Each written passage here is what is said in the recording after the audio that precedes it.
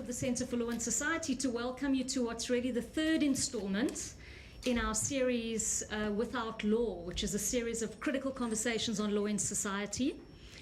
As you know and can see from the posters, today's topic is Lands of Belonging, Transforming Spatial Inequalities.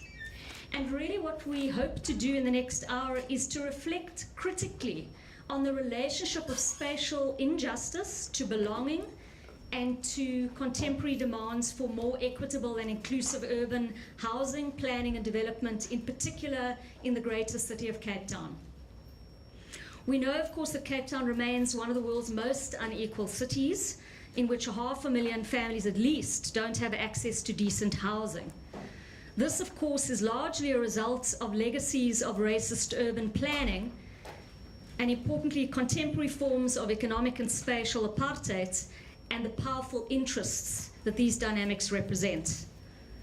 So within this kind of mishmash of gentrification and urban regeneration, which I'm hoping our colleagues will debunk a little bit for us, so those two ideas on the one hand, and issues of displacement and dispossession on the other, we can see, of course, how race and class segregations and inequalities can be re-entrenched rather than dismantled in our city.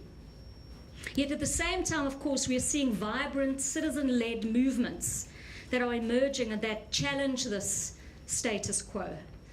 One such movement, which many of you I think will be familiar with, is the Reclaim the City, which in sites such as Tafelberg in Seapoint and Bromwell in Woodstock have mobilized local communities, have mobilized the law and policy to make critical demands for affordable housing and land desegregation. So we're very, very pleased to have two guests from Ndifuna Ukwazi, who are part of this movement and other movements around urban land justice to lead us in the conversation. For those of you who don't know, Ndifuna Ukwazi is an activist organization and law center that promotes the realization of constitutional rights and social justice with a particular focus on urban land justice. And it's fantastic to have two young activists in this academic space. Part of what we're trying to do in these conversations is to bridge the gap between the academic, sometimes dislocated theorizing around social justice and people who are working at the coalface of contemporary struggles for social, economic and other forms of justice. So we're incredibly happy to pull Mandisa and Nkosi Corner away from the grind of everyday activism into the hallowed halls of the University of Cape Town. Mandisa Shandu is the organization's co-director and attorney, and Nkosi Corner Swartboy is head of political organizing at the organization. So how we're going to structure this is they're going to speak collectively for around about 25 minutes, sort of 12 minutes or so a piece, and then we'll open it up for conversation, for debate, for your ideas and thoughts and engagements. So welcome again, those who've just joined us. Grab a brown bag and we'll kick in. So I'll hand over to you, Mandisa.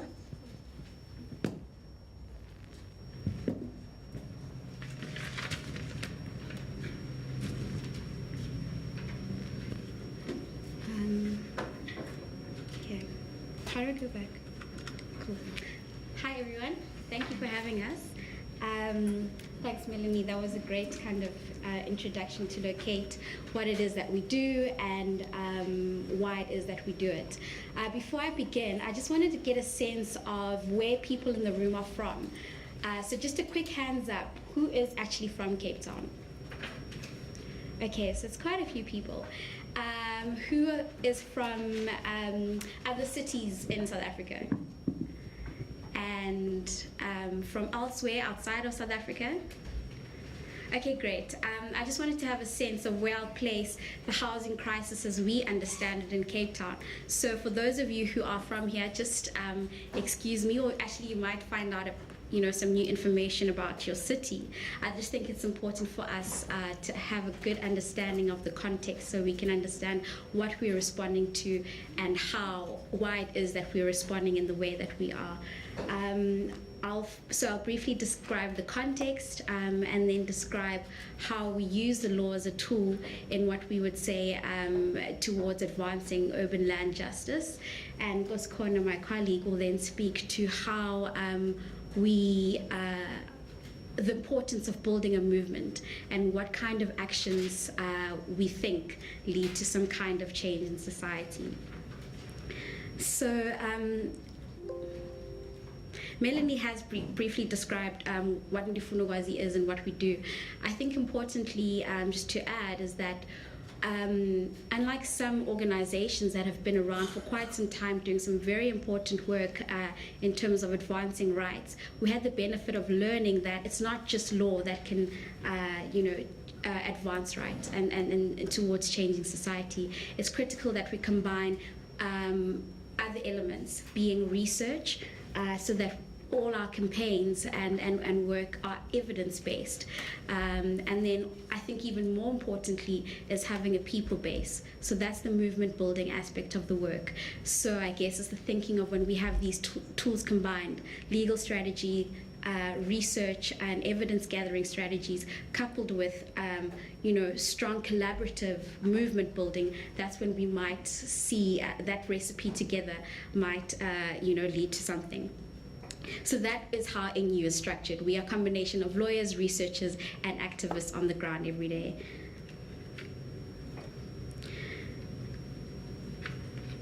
In terms of context, Cape Town, like other South African cities, is obviously struggling with the huge effects and impacts of, the apartheid city and how that is continually being reproduced. Unlike other cities, Cape Town is unique in the sense that perhaps it might be attributed to the natural flow of things, natural the mountain and so on and so forth, but the way in which people were segregated racially was particularly effective in Cape Town, therefore making it even far more difficult for racial integration in the post-apartheid era. So what we have is a very, very real dual housing crisis. On the one side, it's informed historically by apartheid spatial segregation and the racial exclusion of black and colored people from well-located areas. And what I mean by well-located is in relation to social and economic amenities, right? And that obviously affects how people access the city, how people access economic nodes, and the impact that this has on their daily lives.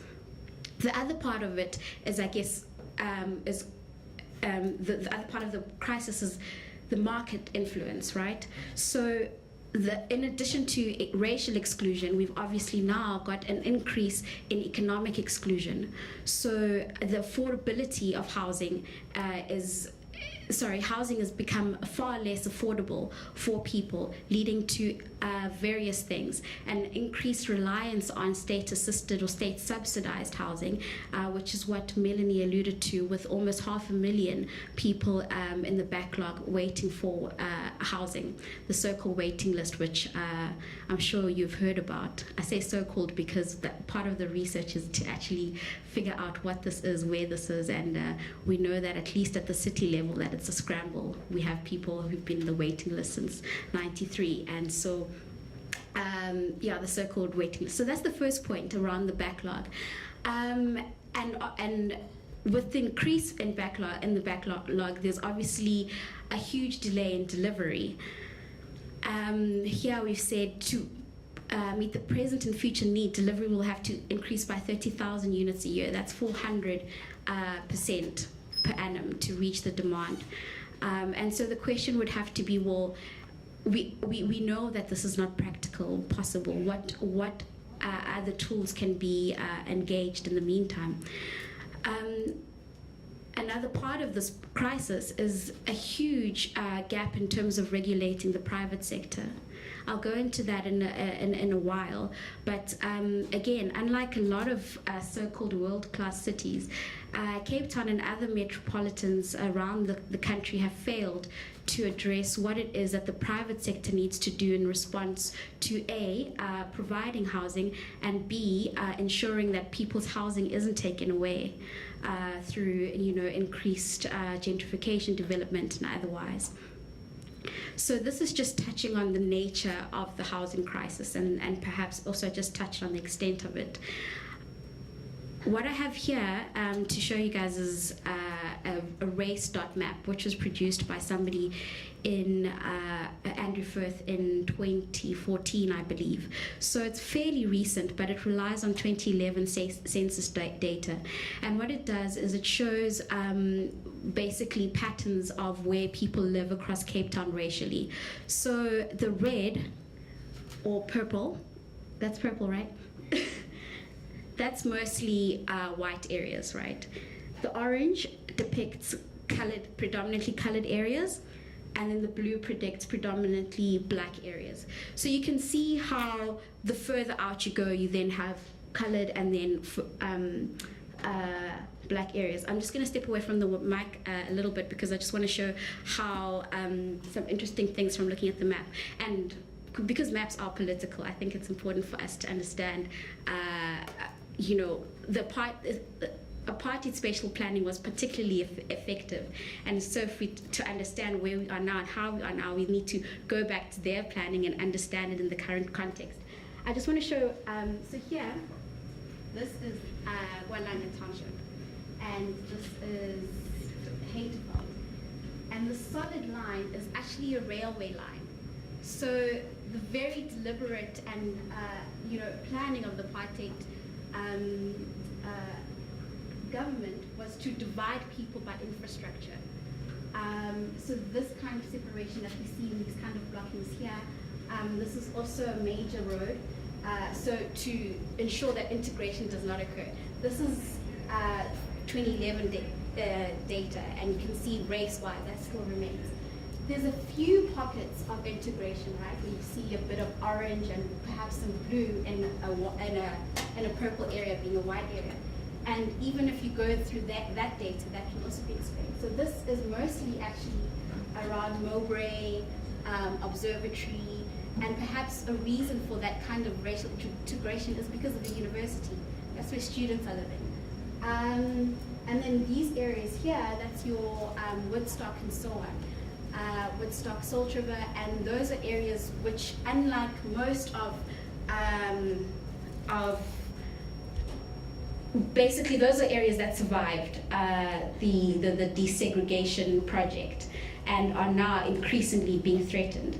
So, while you can say there's a few areas that are integrated racially, that definitely is not the norm, and even where there is integration, there is an explanation for it. Another one is this area here. This is around Goodwood, and one of the reasons that there's integration there is because there's a lot of state housing there for government employees. So that just explains that as well. So all in all, I don't think we can say that we've even begun to address the racial integration problem in Cape Town. This is a map from 10 years prior, so just to illustrate the point. In 2001 and 2011 basically looks the same. So I'm just making the point about a failure in the post-apartheid era to address this very, very real and increasingly urgent problem. Just to take you back a little bit further in time, for those of you who aren't aware, and for those of you who even might be familiar with Cape Town, the extent of the racial segregation was such that people were constantly pushed away. I think if you speak to many colored and black families in Cape Town, or maybe we should just say black families in Cape Town, they'll share many stories of dispossession, of displacement. Here is Ndabeni, which is, what's the area? It's basically just before Brooklyn by Pardon Island. And this is where workers were moved from the harbour and so on because the thinking that, well, the wanting to the false myth of black people being full of plagues and a whole lot of illnesses, and so these kind of settlements were built. Langa likewise was also built as a response to people being moved away from more integrated areas, and also for the purposes of having hostels for black workers in the city. And then Bonthavel similarly was built in response to people being evicted from places like District 6.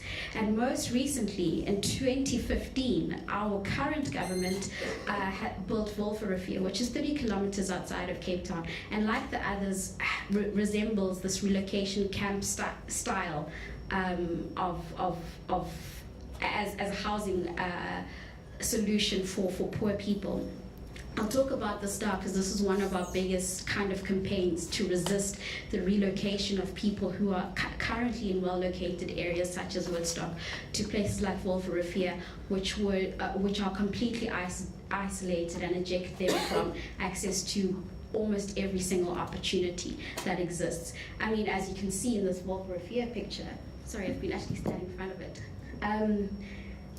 there isn't anything around. When this was built, the police actually had to ask, where is it? The police in the nearest place, which was about 10 to 12 kilometers away. So just this extreme isolation is something that is being reproduced. And I emphasize the point because I think it's a combination of us understanding our history, but also challenging what is going on currently, presently, with the current administration being the driver of continued spatial segregation, racially, and I would add as an important thing also economically and class-wise. And so the result of this is that people, particularly poorer people, suffer from the 40 by 40 by 40 rule, meaning that they live at least 40, they live in 40 square meter houses, about 40 kilometers away from urban economic nodes, and spend about 40 minutes per way traveling, right? This is one of the things that is a reality for many people trying to access Cape Town.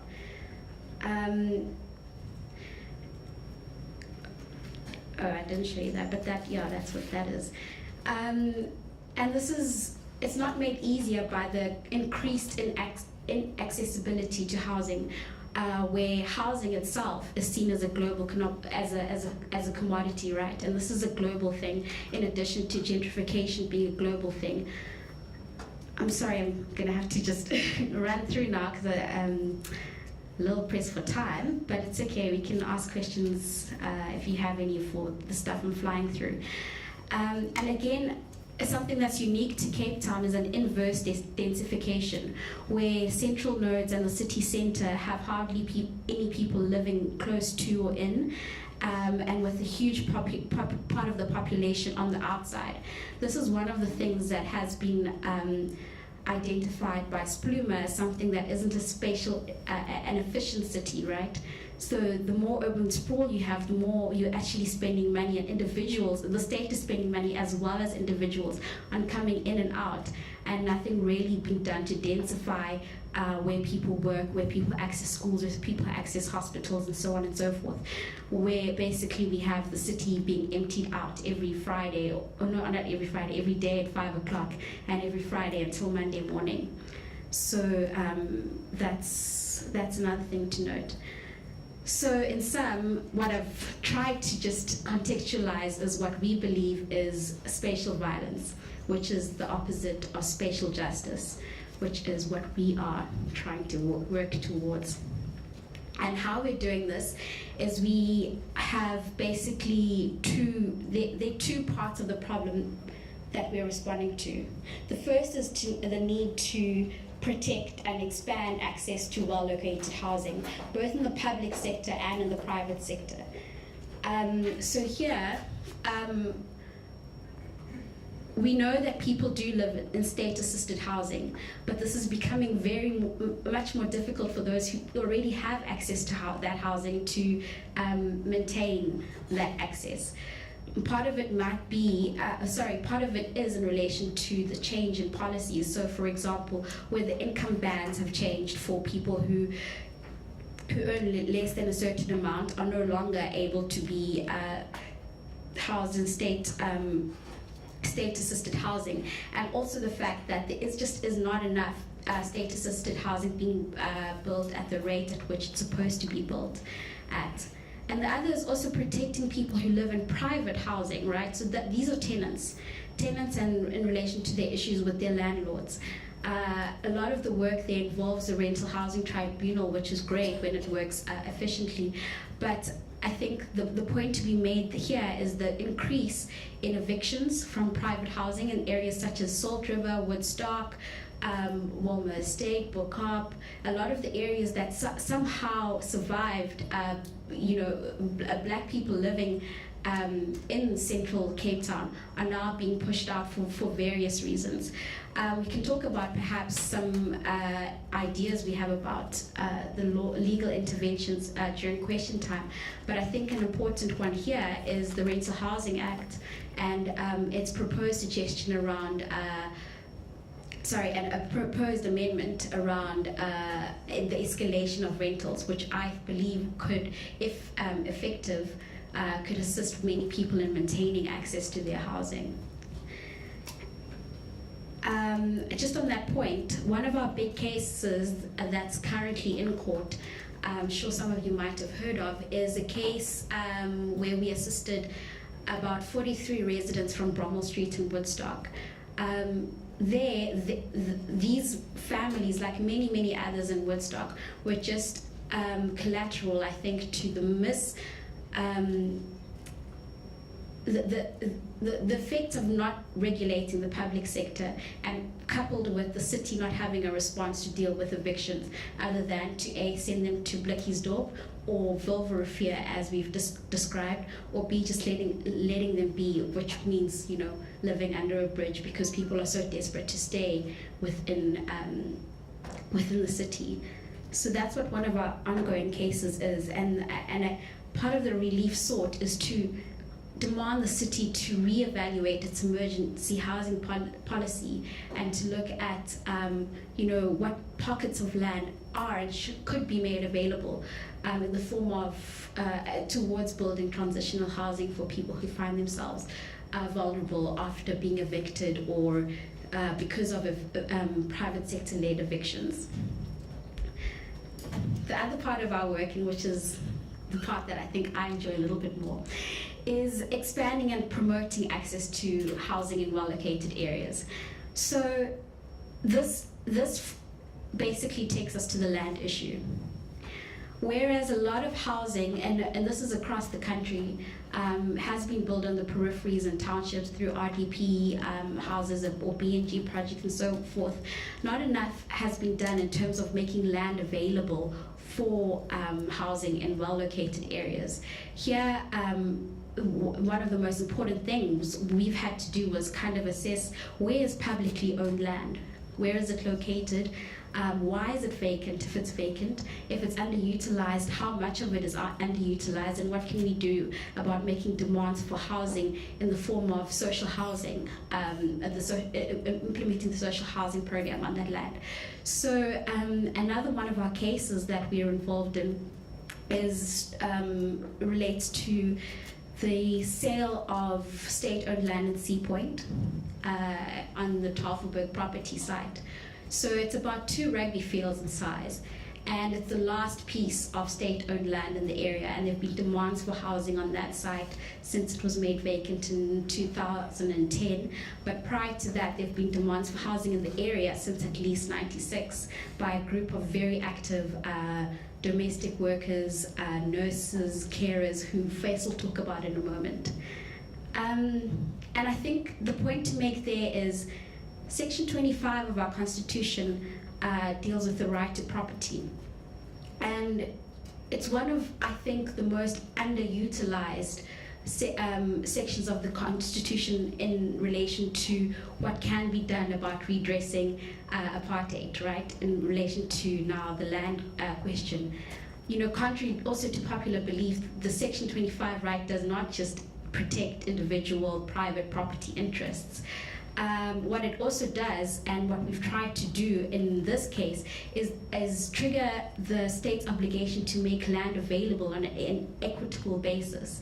That's something that's also been underutilized in terms of saying that trying to unpack what it is that the state must do in response to that obligation. That's Section 25.5 obligation. So I think there's going to be a lot more exciting litigation around that, as well as other organizations now very actively demanding that the state expropriate land where this is needed. So that's the idea around expanding access to well-located land. Also in the private sector, we don't think that the burden should just be carried by the public sector. One of the advantages of our constitution is that it applies horizontally, and so the need for the private sector to be regulated and around especially protecting people's rights, I think is something that is key and is an area of work that is a long-term strategy for us. But the question would be, well, how do we ensure or how do we regulate when new developers specifically are building? In New York, for example, there's a 20% rule, for example, where new developments come up, 20% of it has to be used for something for the public good. So that could be housing, could be creches, whatever the case might be. But I think that's a very novel kind of way to try to reintroduce housing. If you think about many of the developments that are starting to go up in places like Woodstock, reserving a portion of them would go a long way in for social housing in addressing this issue. And also, I mean, there's other tools as well around rental, I mentioned that earlier, and also around zoning, which would assist in regulating that area. So, yes, law as a tool. I've mentioned a few things that we've used, and these are just some images of on-the-ground kind of work. The first is when we launched our review application on the Tafelberg site, and that image is who Face will talk about now, the Salt River chapter, the Sea Point chapter of Reclaim the City, who I mentioned earlier, have been campaigning for housing in the area since at least '96. In the top corner is when we had one of our hearings in the Bromwell Street matter.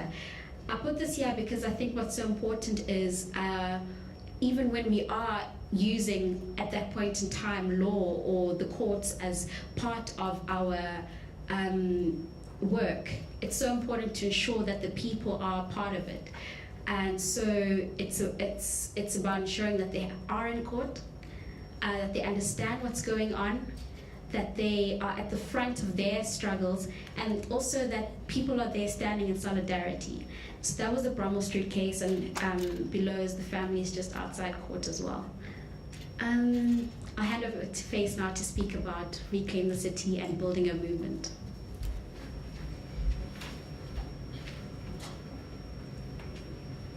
Thank you very much. As said, my name is Nkosikona Swatpoi. I am from Khayelitsha. Was born, bred, and buttered in Khayelitsha. Have spent 17 years of my life in a shack. And as part of growing up in informal settlements, I've seen so many injustices taking place in front of me as a young boy. And knowing that there's everything wrong about what I was witnessing as a young boy, but not knowing how to address those issues. And when I got to know of ways to which some of these issues can be responded to, that is when I think I was politically baptized and became an activist. I'm going to talk about the work that we do with Reclaim, as Reclaim the City. We have four formal chapters that we have currently.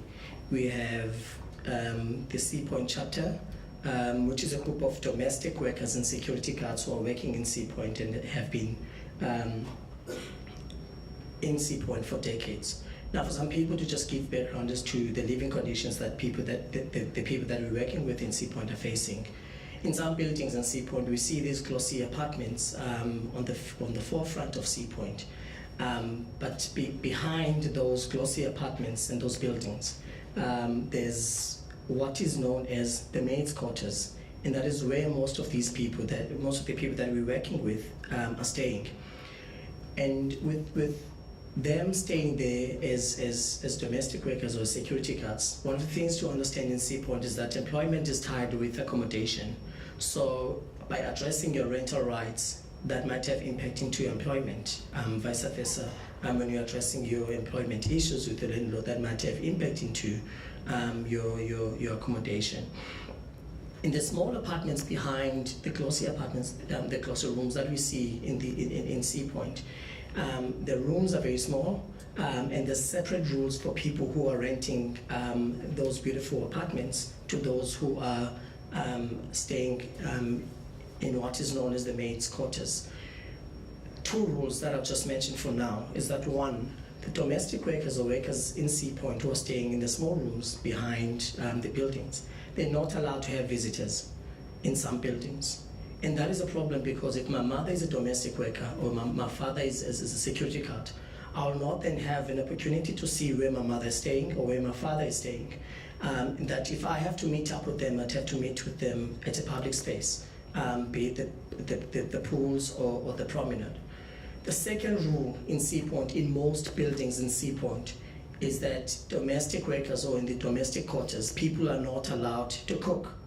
For someone who earns 2.4 or below, in a place like Seapoint, which is ranked number 3 as the most expensive suburb in South Africa, it's very hard for one to live decently and to be able to feed their family and to sustain their families.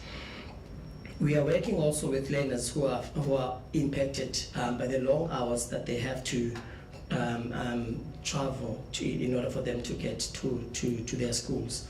One of the issues that they face is that now that winter is starting now, it's going to be very difficult for some of them who are staying in places like Khayelitsha, Khayelitsha in the townships, Heiderveld and so on, Mannenberg, because they'll then have to walk during the early hours of the morning and be exposed to so many crimes on their way to the bus stop to catch the very same bus, to get an early bus to be early at school. And we're working now with close to 20 schools in Cape Town, in and around Cape Town. We're also working with students. Sam Tilly, sitting over there, is one of our comrades. We have presence at UWC. There's a group of students at UWC that do not have accommodation and have decided to occupy a university building at UWC. We're working closely with them, and I'll get to our occupation at a later stage. And we also have presence at CPUT. So those are the kind of groupings that we're working with. And there's also the Marikana residents that we're working with, Marikana in Philippi. And those residents have got a court case that they have now around the piece of land that is privately owned in Marikana in Philippi, and they occupied that since 2014, and their court case is still has to be decided on by the courts. So we also run workshops to build capacity for tenants, so that when the lawyers are not present, that people can be able to understand that they have rights in someone else's premises or property, and they are able to defend and able to speak to their rights as tenants. And also working with residents around the knowledge of the policies that we have in Cape Town, so that they know the policies that speak to the housing in Cape Town.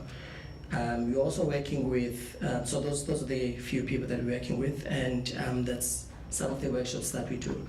But one point that we should note is that in Cape Town, we do not have, there's a need for affordable housing for the vulnerable groups, like the people that are staying in places like Khayelitsha and the domestic workers that are staying in Seapoint and in other places like Seapoint.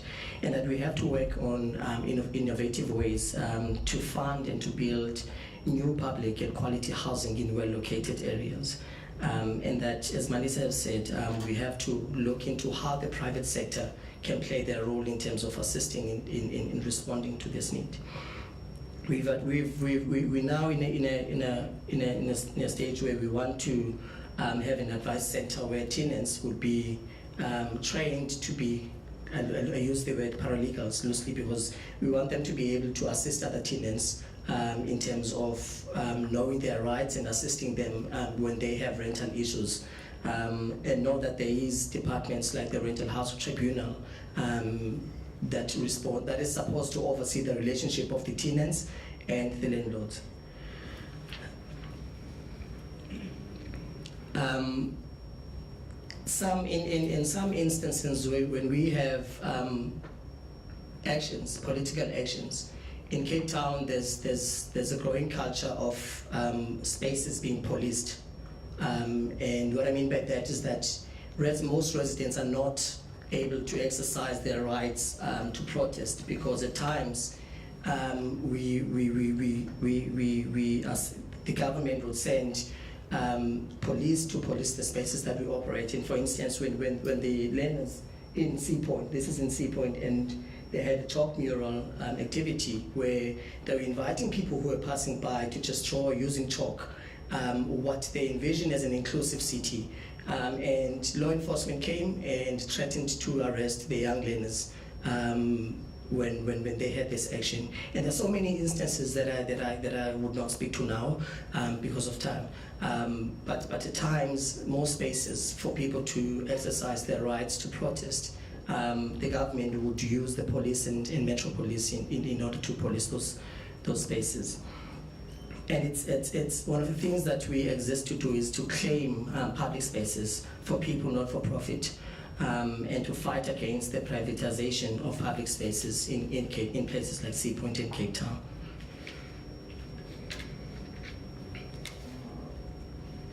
So in terms of the work that we do,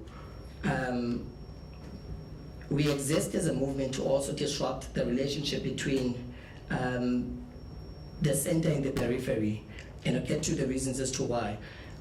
Is that the first reason being when the center, which is the city itself, is not accessible, as we know, for the poor and the working class. And we see that at times the center is prioritized in terms of resources, and that then puts the peripheries on a stand where they have to suffer the chronic lack of investment in terms of infrastructure, service delivery, that also have got an impact into people enjoying their rights. So on the left here, this is Sis Beauty, and she's part of our members, and she got evicted in Sea Point. She worked in Sea Point for 17 years, and she got evicted into homelessness. She had a daughter and a 2-month-old granddaughter, and they were all evicted into homelessness. That's Auntie Cheryl.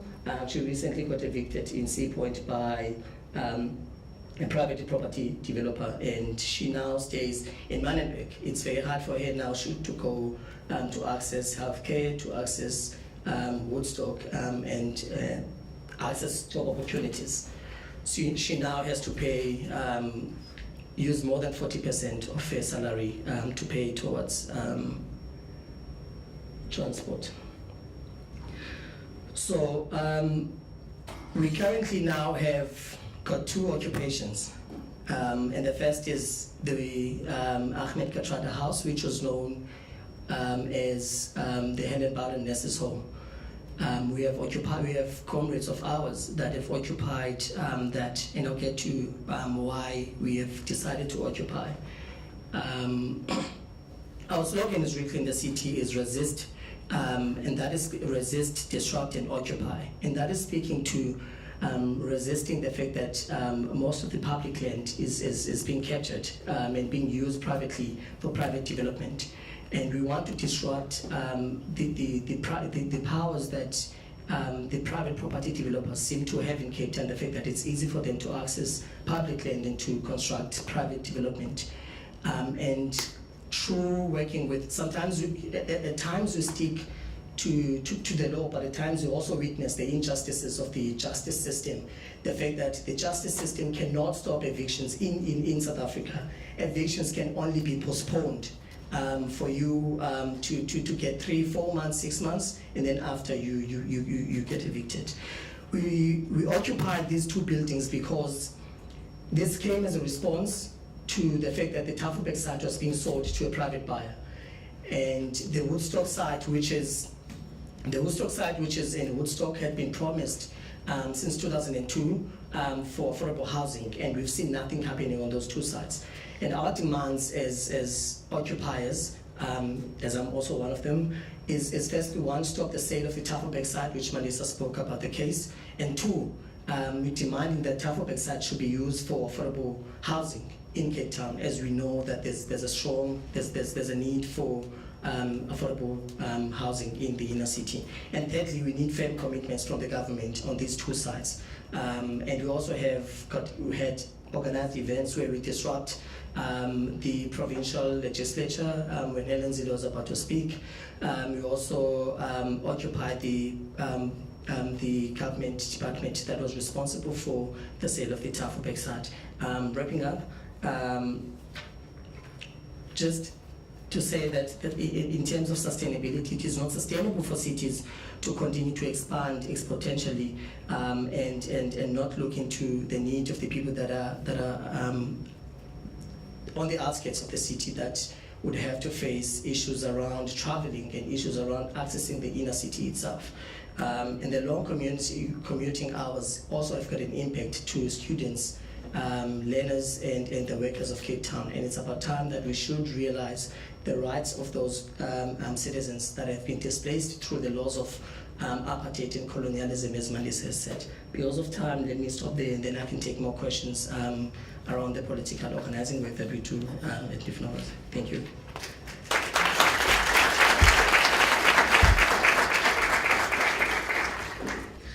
Okay, so I think how we'll do this is let's take a round of comments or questions. We can get the mic there. Thank you for the information. Quickly, I'm also a person who lives in Cape Town and schooled in Sea Point, but I'm from Khayelitsha since grade 4 until matric. Now I'm here at UCT, and for a long time I was one of the learners frustrated about traveling for over an hour and a half to get to school and back every day. But my question is, exactly what can we do, right, to in effect push a more radical stance towards stopping or maybe preventing like a lot of these private developers in like claiming and capturing spaces to build like a lot of these private buildings, because we're looking at Rondebosch area, Observatory, Mulberry, campus keys being built everywhere. You know, private developers are doing the most, and rent is going so high, and it means that our people, black people, won't afford to stay in these places. What radical stance can we do, maybe within the law or maybe outside the law, to at least help prevent this from going onwards? Thank you. There's a button on the side. The movement is called Reclaim the City. Can you hear the question, by the way? Yeah. Just keep going, love. We can hear you, but keep going. The movement's called Reclaim the City. I wanted to know, is it just focused on the city of Cape Town, or has it expanded to the national sphere? And you did mention the fact that Section 25 in the Constitution does speak about land and land redistribution, and you feel that it isn't being utilized enough. So is there a sole focus on the city of Cape Town and provincial legislation? Or is there also a strong push to the national sphere, given that constitutional issues should be of importance to the national executive as well? Thanks, and we'll take the third hand over there.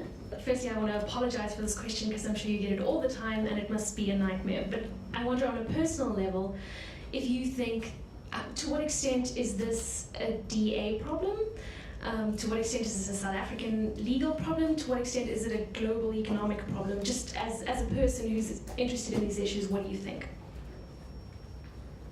And we'll take a fourth question before we come back to our speakers. They're right hand back there. Thank you very much for the presentation. I have 2 points to make. The first one is, if you look at land and spatial segregation in South Africa in general, I think we shouldn't only separate a thing on class, on race. I think intersectionality is very important in that case, but I think any person of color will tell you that your position in society is informed by your race and your class, and you can't separate your race and your class. So, for example, it's not a hidden fact that even wealthy black people cannot acquire property in certain areas in South Africa. So it goes beyond the actual social ramification, the socio-economic ramifications of not being able to capitalize on housing. That's a philosophical underpinning. My second thing was, I think the lady on the right mentioned something about integration and displayed the map. I'm not of the belief, respectfully, that in South Africa there can be no such thing as integration, because integration would almost presume two societies or two communities living in cohesion or living in some sort of a reciprocal relationship. It's assimilation. Black people going into more wealthy areas, black people of color going to better schools it's not integration, it is assimilation, because there are certain things which they have to give up in order to function in that society in general. But yeah, I really did enjoy the presentation. I learned a lot, and yeah, especially in person, definitely share your experience was very, very relevant. Thank you. Thanks very much. We're having some sound problems, so I'll ask our sound people just to see if they can figure that out. We're going to hold there. I'm going to come back to the panelists if you want to.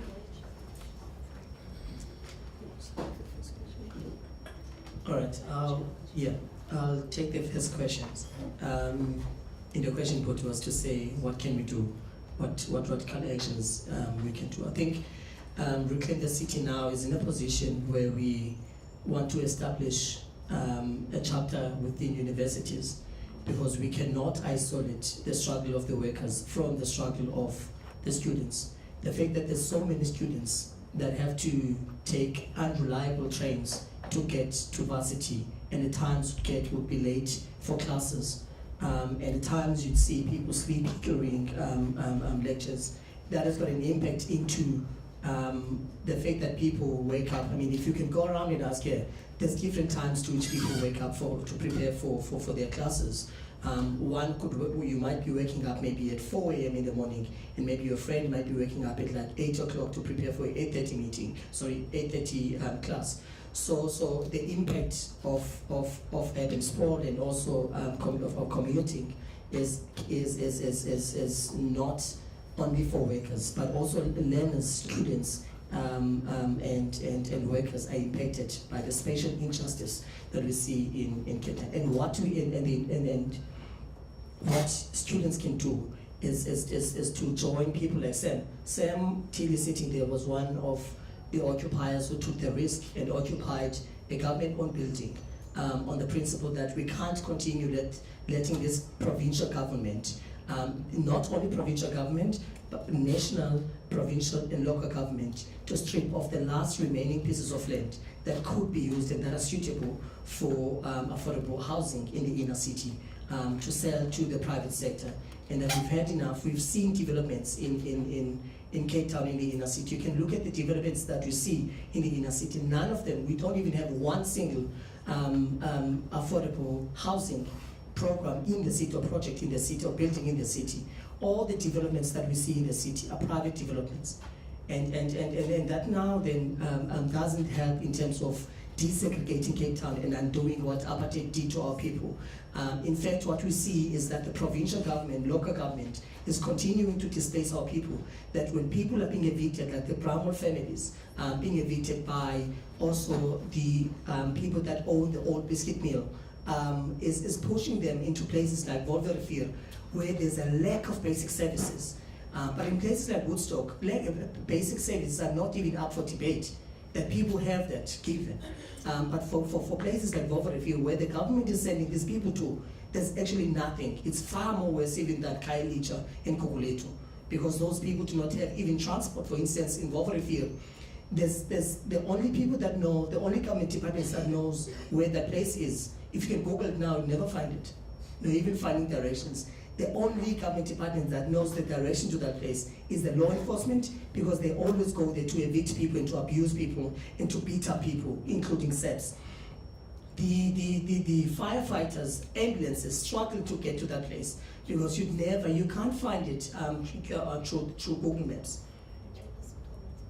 Sorry?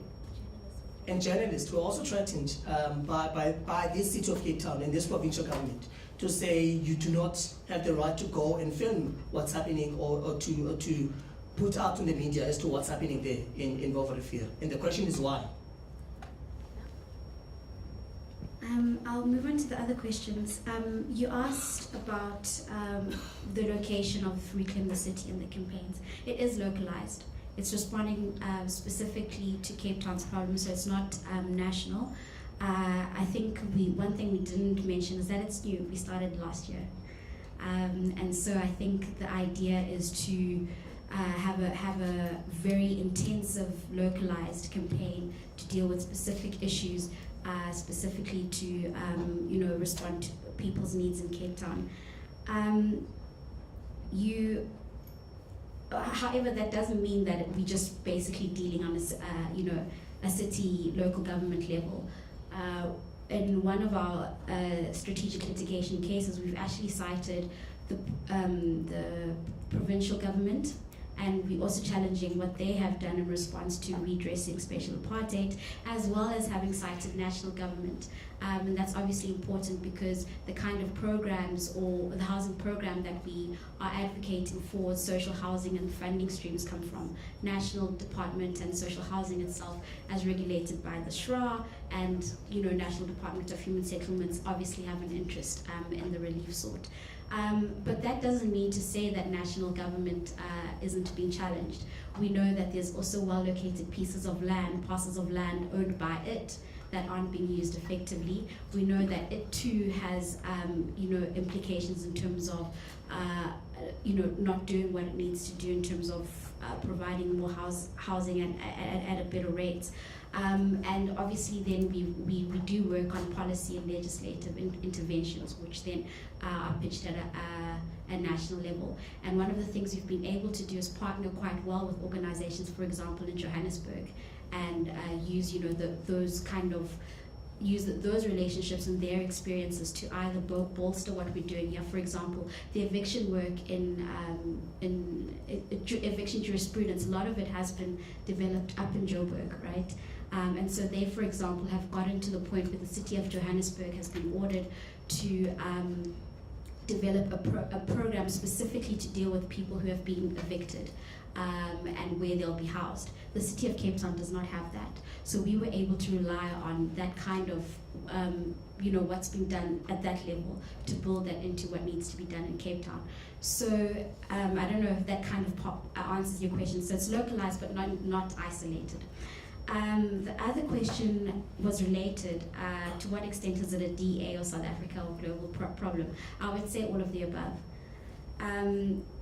One thing to note is, yes, the DA is the government of the day today, but it came, that was since 2004. So, there were already 10 post-apartheid years preceding it, and perhaps, if we did the research and evidence would show that things have gotten worse, we have to, I think, acknowledge the facts. I would almost say that things are getting worse. Vovorefia is one of the most horrific things I've ever experienced. Going there, the physical kind of reaction you have to seeing that a government of 2015 or currently would think that this is suitable for human habitation is just horrific. So there are policies that I think lead to this. I think things that we interrogate even outside of our work is, what is the thinking of some of the officials who think it's okay to run a, let's dump homeless people aside kind of campaign. They need to be called out on a personal level, and that's what part of the work is, because these are the people who drive policy, right? And I think it's also important in our work, it's highly political, to understand what values political parties have. We are very strongly, apolitical. but we have to understand who it is on the other side that we're engaging in. And if who it is on the other side is very determined on market-based policies, and that driving everything else, ahead of perhaps redistribution and so on, that's what we have to tackle. A South African problem as well. Global, I mentioned, that we are experiencing, like other huge cities, some of the issues of, the global commodification of housing. That's definitely a global issue. Gentrification of what was perhaps areas where, poorer people stayed, then people having now more access to that and pushing people out. That's something that's ongoing in New York and a lot of other cities. So we're experiencing, I think, the impact of urbanization in Cape Town is, and the negative effects of it are a global problem. And then the other question, I guess it was more of a comment there at the back. I won't go into too much of what you said because I don't fully agree, but just to touch on 2 points. The point about separating racial and race and class. I think we all understand that in the South African context, it's something that it almost feels like, what's the point? Because that historically a certain class, a certain race, black people were obviously of the working or poor class, and it's a racial thing. It almost feels like it's not disputable. But when you talk about, what are we going to do about it?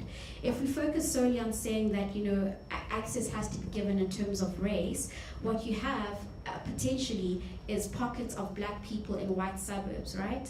I think this is something that we can see in other cities more than Cape Town, for example, in Joburg or Durban, but then without actively addressing the class issue, meaning looking exactly at people's income, you won't be able to address then which income bands of people have access to a certain area. And so I think that's important. If we are to make a demand for housing and just say race, then it's great to have maybe more black people in a suburb, whereas previously they wouldn't be able to. But then that doesn't take us to, will a domestic worker be able to live close to where they work? We have to address what's their income level. So I think in terms of this area of work, the distinction is critical.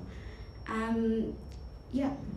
Thanks very much. I'm really sorry that we can't take another round of questions, but we have the room until 2, so I want to say a big thank you for Nkosi Kona and Mandisa for very generously sharing the incredible work that Ndufuna Mkwazi is doing. We hope to see more of you on campus. Can we give them a last round of applause? And then again, a very big thank you to my colleagues at the Center for Law and Society, Vitima Jere in particular, and Nolundi Luwayo, who worked with me in pulling this together. Watch this space. There will be more conversations of this nature. Thanks very much.